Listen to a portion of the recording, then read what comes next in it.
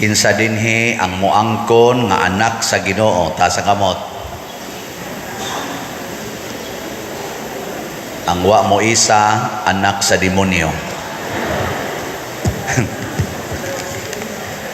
Matod pa ni Kristo diri, kinahanglan ko no nga gikan kanato ang mga tao magdaig sa atong amahan. Gikan nato magdaig sila or tungod nato ang katawhan mudaig sa atong amahan. So ang emphasis ni Kristo nga kitang tanan mailhan unta nga anak sa Ginoo, dili anak sa demonyo. Kanabitang bata nga bright kayo nya mahimong summa cum laude or valedictorian, kinsa man gyud dayoy daygon sa mga tao,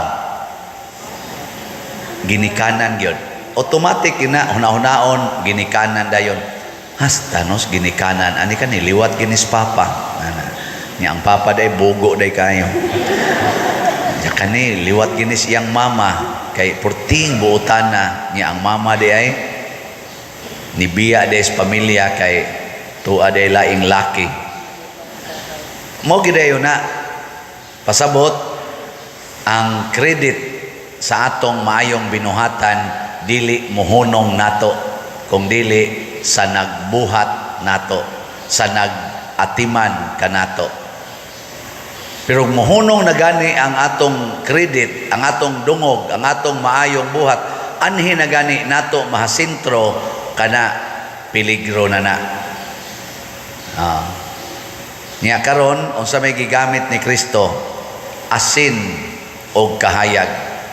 Mo ni mga figure nga mga importante kay ba. Kinsay wa kailag asin dinhi, taas ang kamot. Kanang wa gyud kailag asin.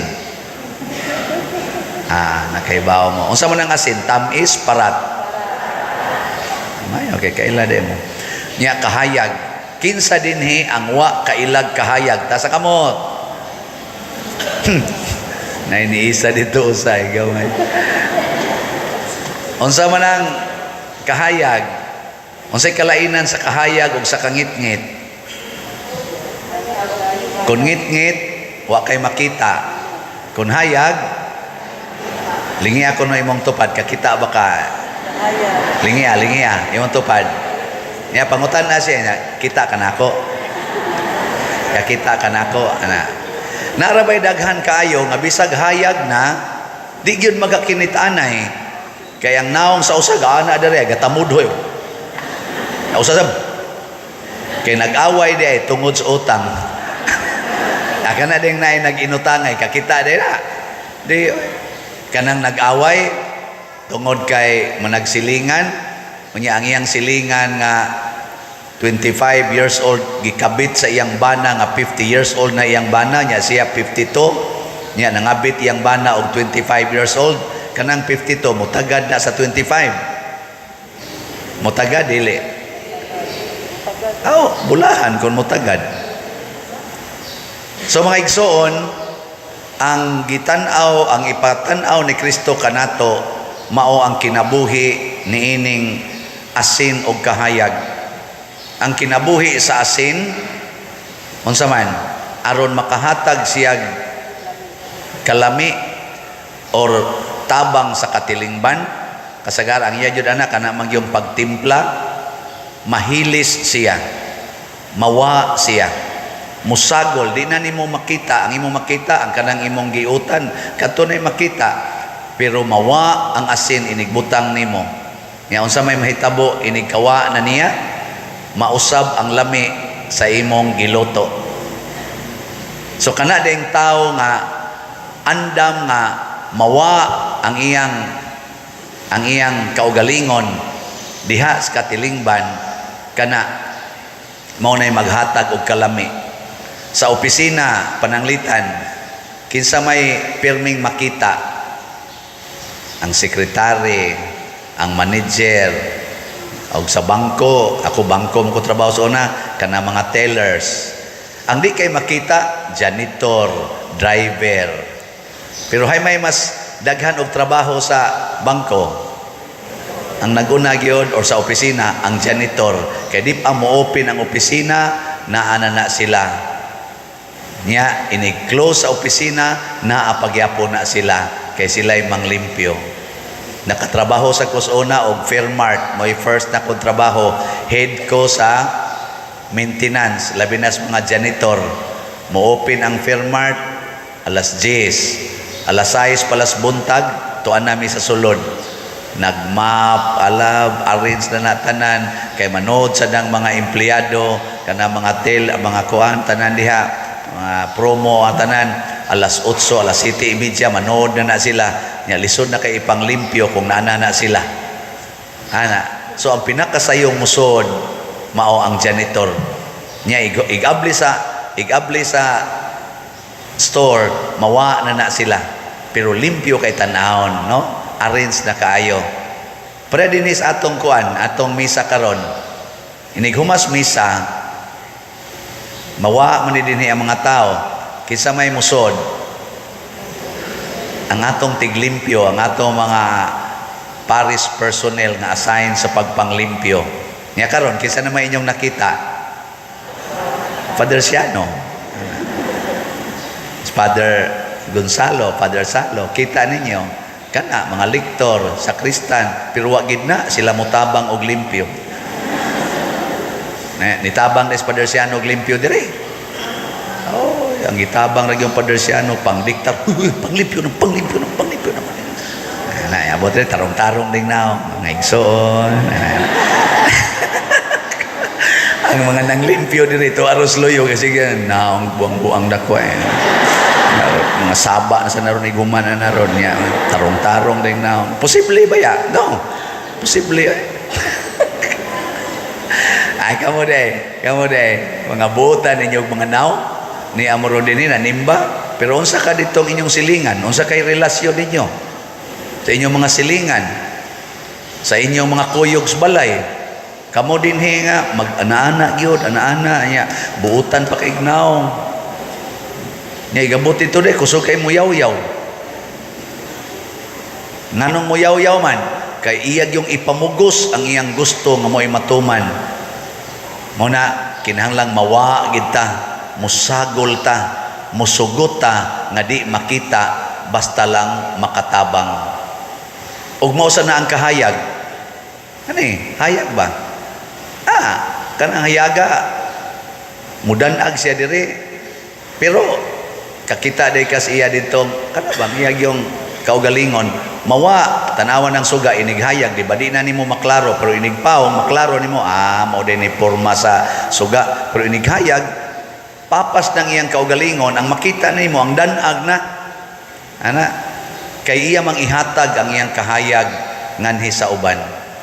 Makita day mo sa adlaw day tutuki ang adlaw di ba mawa ng imong mata. Ang imo makita ang kanindot sa epekto kung adlaw musidlak ng adlaw kay makita na nato ang atong palibot.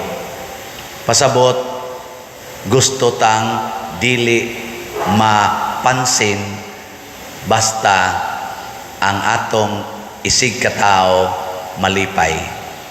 Sige, lingiay mong tupad. Ingna, gusto ko happy ka. Sige na. Ingda ba? Na, nguban wag yun mulingi. Ano mulingi?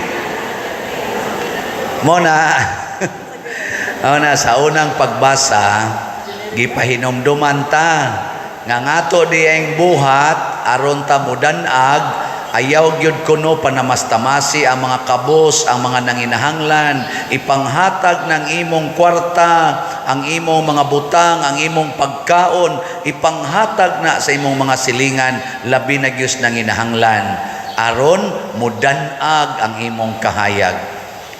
Kay magdinaw na gani ka, ngit-ngit kay kagnaong.